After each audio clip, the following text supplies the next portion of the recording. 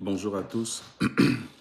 Suite à ma dernière vidéo de hier, j'ai j'ai beaucoup pensé à vous et avec ce partage de Genèse 12, l'introduction, le Lekleha, le va pour toi de Abraham.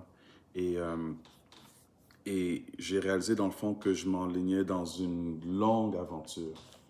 Mais je pense qu'on y est. Je pense que je vais essayer vraiment d'avancer dans la marche d'Abraham et on va essayer d'aller étape par étape dans la marche d'Abraham pour que ça soit instructif pour nous. Et le but, c'est de nous donner les clés, la sagesse, par la grâce du Seigneur, bien sûr, pour attraper nos promesses. C'est c'est le but. Et ce matin, je voulais ajouter un petit élément. Et je pense que c'est comme ça que je vais m'y prendre. Fréquemment, je vais faire des petites capsules comme celle-là, entre 5, 10, peut-être 15 minutes parfois, on verra. Je ne sais pas du tout comment ça va se passer, mais en tout cas, je vais essayer fréquemment de donner des petites, d'avancer, de petites capsules en petites capsules dans la marche d'Abraham et en faisant ressortir ce que je pense qui est idéal. On l'a fait souvent, je pense qu'on a lu ensemble le livre de Jean, par exemple. Ça va ressembler à ça. Donc, on va parcourir toute la marche d'Abraham et on va essayer ensemble d'évoluer et de voir comment on peut être encouragé, béni par ces histoires, par ces révélations de Dieu. Ce matin, je vais essayer d'ajouter une petite pierre à cette structure et je vous demanderai pour la suite, priez pour moi, priez pour de la discipline, de la constance dans ces petits messages. Pour les préparer, je me lève assez tôt. Donc, si je dors tard, ben, c'est difficile de se lever le matin. Fait que vous comprenez la discipline simplement pour avoir un bon rythme. Comme ça, ben, on va pouvoir avancer plus vite. Parce que je commence, je ne sais même pas comment ça va se dérouler, mais on se lance, on y va. J'ai envie de le faire. Je pense que ça va être encourageant pour vous tous, pour nous tous. Et si ça vous encourage, mettez des messages, encouragez-moi, encourageons-nous pour avancer ensemble. Amen. Ce matin, une petite perle que nous avons dans Genèse 12, passages 4 à 6. Je le lis rapidement. Un petit truc que je dépose ce matin, c'est pas grand-chose, mais ça va nous suivre vraiment tout le long de ce parcours. Donc, c'était important pour moi d'interjecter cette notion. Abraham s'en alla, verset 4, Genèse 12. Abraham s'en alla, comme il lui avait dit Yahweh, et Lot s'en alla avec lui. Abraham était fils de 75 ans quand il sortit de Charan. Abraham prit aussi Saraï, sa femme, et Lot, fils de son frère, avec tous les biens qu'il avait acquis et toutes les personnes qu'il avait acquises à Charan. Ils sortirent pour aller vers la terre de Canaan et ils arrivèrent en terre de Canaan. Abraham traversa la terre jusqu'au lieu de Shechem, jusqu'aux chênes de Morée. Les Cananéens étaient alors sur la terre. Ce qui nous intéresse, c'est le verset 6. Mais alors que je lisais, j'ai remarqué quelque chose d'autre que je n'avais pas pensé mentionner, mais je vais le mentionner ici très rapidement. Verset 5, ça nous dit que Abraham était parti avec son frère et avec tous les biens qu'il avait acquis et toutes les personnes qu'il avait acquises à Charan. J'aimerais juste dire ici, je ne veux même pas tenter de l'expliquer, peut-être que plus tard on reviendra sur cette notion, mais pour celui qui s'intéresse et celui qui veut creuser plus, je te le donne ici. Ces personnes que Abraham a acquises à Charan, en fait, ce sont des âmes. Abraham était déjà un prédicateur et il avait des âmes qui l'avaient converti, avec qui il était sorti de Ur en Chaldée Et c'est ça. Donc, c'était des gens qui étaient fortement attachés à lui, pas juste en tant que maître, mais aussi, pas juste en tant qu'esclave de travail, mais c'était des gens que Abraham avait convertis, qu'il enseignait et qu'il conduisait vers le vrai Dieu. Petite pierre pour toi, si tu veux l'amener dans ton chemin. Mais qu'est-ce qui nous intéresse ici, c'est le verset 6.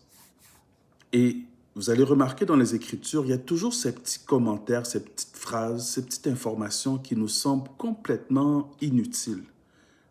La fin du verset 6, les Cananéens étaient alors sur la terre.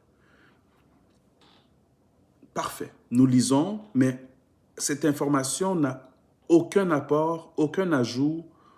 À quoi ça sert? Et c'est là où quand tu lis des choses comme ça qui semblent être de nulle part dans les Écritures, il faut que tu t'arrêtes. Qu'est-ce que la parole veut me dire? Parce qu'ici, c'est la parole de Dieu. Et quand je dis c'est la parole de Dieu, Dieu ne nous parle pas. Il n'y a pas un mot, une lettre, une phrase que Dieu dit pour rien. Et tout a un sens, tout a son importance. Et c'est à nous maintenant d'aller chercher, quand nous semblons remarquer quelque chose d'incohérent, qui semble incohérent en tout cas, de comprendre, mais pourquoi cette information-là nous est donnée. Les Cananéens étaient sur la terre. Qui sont les Cananéens? Si on revient en arrière dans Genèse 9, on remarque que Noé, après le déluge, la Bible nous dit que c'était un homme de la terre et il commença à planter des vignes. Il s'est enivré et ensuite son fils Shem, Ram ou Cham, peu importe comment tu le dis, mais moi je ne suis pas sûr que je le dis bien, mais en tout cas je pense que c'est pas Shem, c'est Ram, C-H-A-M. Ici, il a vu la nudité de son père, ensuite il a été maudit. Genèse 9 plutôt, pardonnez-moi, verset 20, 21, 22, nous fait comprendre que Cham, Ram, est le père des Cananéens. Et les Cananéens, c'est une nation fondamentalement impudique. Et c'est cette nation-là que Dieu allait chasser de Canaan, terre que Dieu va donner à Abraham et à sa descendance, à sa postérité. Mais il les chasse de la terre parce qu'il est dit quelque part, je ne me souviens pas du verset, tu feras les recherches, que l'impudicité de ce peuple était montée jusqu'en haut et que c'était le temps de les détruire. Et je reviens ici dans Genèse 12 pour ne pas me mélanger. Parfait. Je vais juste replacer. Parfait. Donc, Canaan est un peuple qui est impudique. C'est un peuple, en fait, très charnel,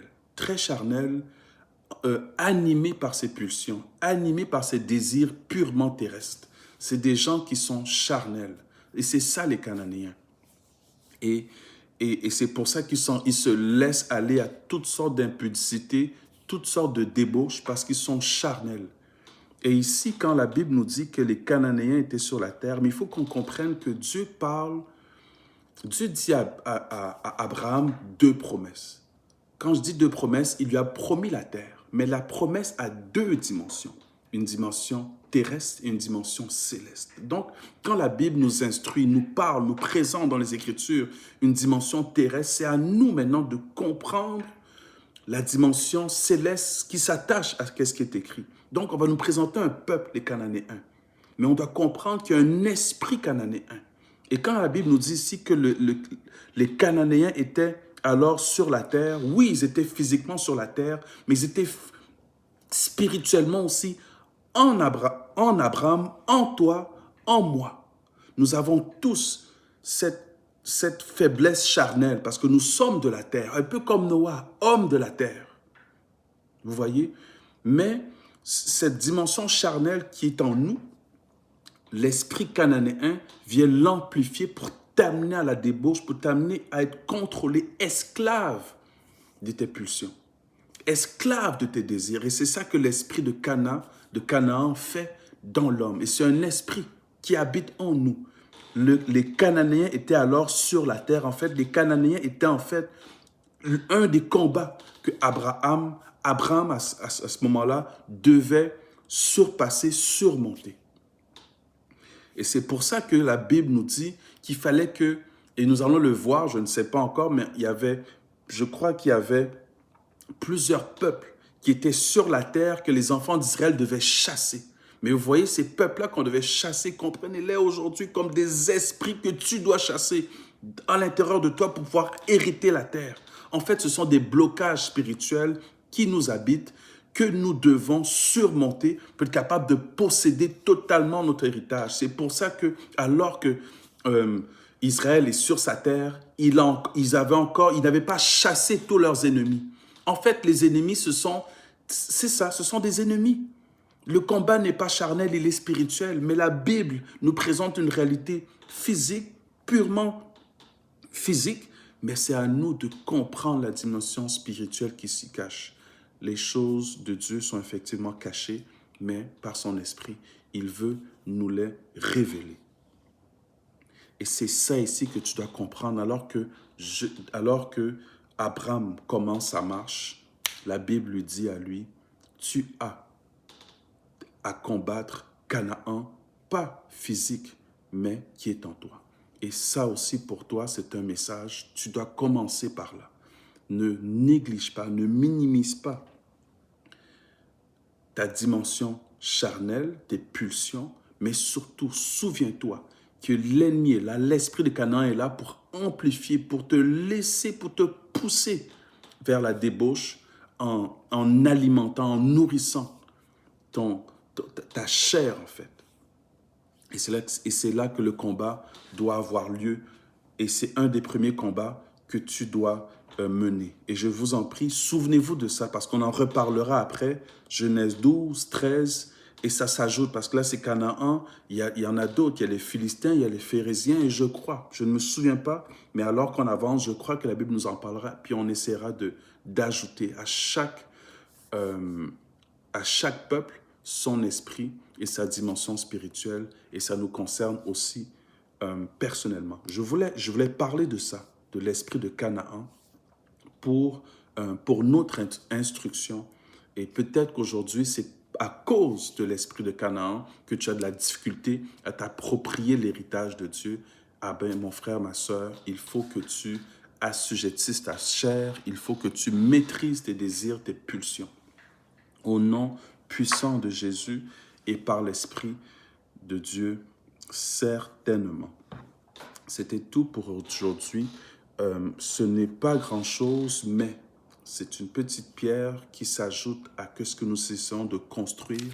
Nous essayons de nous construire nous-mêmes en tant qu'hommes, femmes de Dieu, solides, prêts, préparés pour rentrer dans notre héritage. Parce que quand tu rentres dans la terre, quand tu rentres dans Canaan, si vous vous souvenez, avec Yehoshua, avec Josué, c'est le combat, c'est la guerre. La terre de Canaan, ton héritage, ça s'attrape, ça s'acquiert par le combat. Donc, souviens-toi de tes ennemis, ne sous-estime pas tes ennemis, ils sont là et ils veulent te rendre esclave. Souvenez-vous, et je termine par ça, Noah avait maudit Shem, Ram, son fils, et lui avait dit, tu seras un esclave, tu seras l'esclave de tes frères. Donc vous voyez que celui qui est animé par l'ennemi, par l'esprit plutôt de Canaan, il est un esclave. Et nous devons sortir de l'esclavage, nous devons marcher dans la liberté des fils et des filles de Dieu au nom de Jésus. Bonne journée à tous et je vous en promets une prochaine. Quand sera-t-elle? Je n'en ai aucune idée. Ça sera demain, dans 2 jours, mais assurément, ça viendra. Comme je l'ai dit, encouragez-moi, encouragez-nous et le Seigneur sera glorifié. Amen, amen.